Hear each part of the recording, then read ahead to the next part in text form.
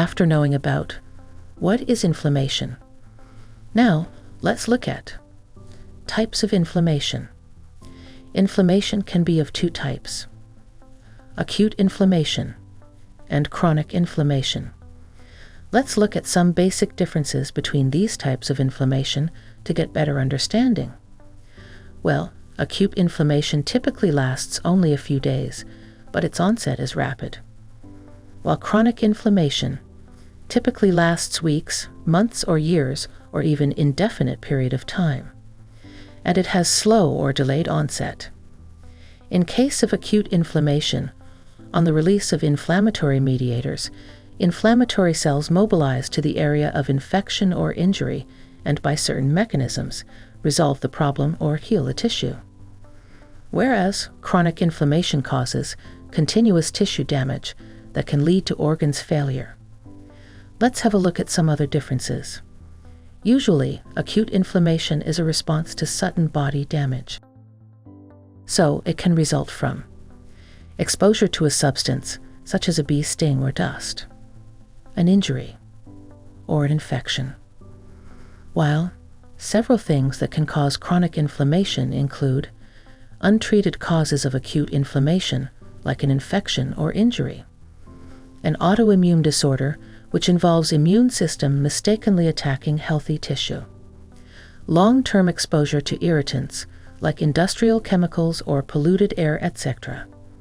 Another difference comes in its symptoms, as acute inflammation may cause flushed skin at the site of the injury, pain or tenderness, swelling, and heat or warmth at infection site. How these symptoms develop and how long they last will depend on the cause, which part of the body they affect, and individual factors.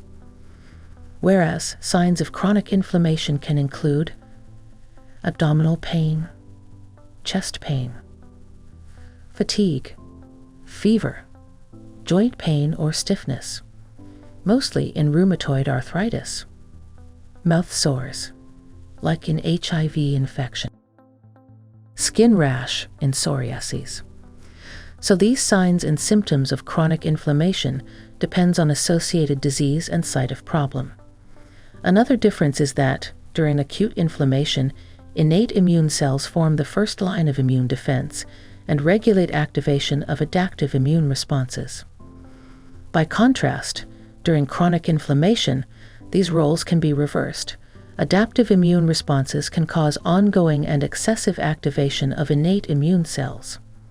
Regardless of the underlying initiating cause, if an infectious or assaulting agent is inadequately cleared and persists in tissue, or a tissue is subjected to ongoing insult and damage that fails to heal in a timely manner, host inflammatory responses can persist and exacerbate chronic tissue damage, which can cause primary organ dysfunction and systemic complications.